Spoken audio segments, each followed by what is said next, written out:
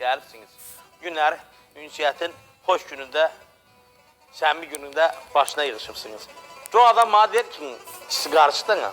Soruşurlar ki, ay ünsiyyət, bu qədər pulu hardan qazanırsan, hardan alırsan? Başa düşün.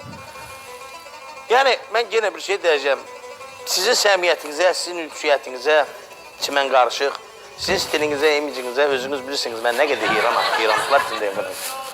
Mənim cavanlığım, uşaqlığım çox kasıflıqla keçib. Mən çox kasıb olmuşum. Mənim top oynamağa imkanım olmuyor. Mən qonşuluqda bir dostum vardı, balaca uşağıdır. Çəppiş idi adı, bir tıkıcıq uşaq.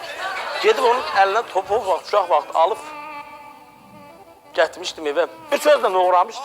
Atam çıxdı qabağıma, dedi ki, ay ünsiyyət, dedim, nədir hayatım? Dedim, top hardan alıbsan? Atamdan çox qorxurdum, açığı deyim. Açığını deyim, çox qorxurdum. Demirdim ki, hayata uğramışam, dedim ki, ata.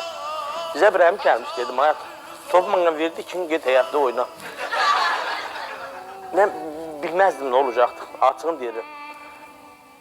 Birdən eşitdim ki, atam anam baltalı, tikə, belə, bax, belə. Ha, sən nə meyitsam, belə, tikə. Demək, atamı ömürlük verdilər. Mən ata şilləsi yeməmişəm, mən ana südü əmməmişəm. Əgər mənim də atam olsaydı, 3 yaşından sigaret çəkir. 3 yaşından ben... Neyse, sigaret çəkirəm. Mən istəmirəm sizi öz dərdlərimə şərik eləyəm. Durun, yiyin, için, şənlənin. Aya, dur oyna. Durun, bu günləri ünsiyyətin xoş günüdür. Bu günləri ünsiyyətin ad günüdür.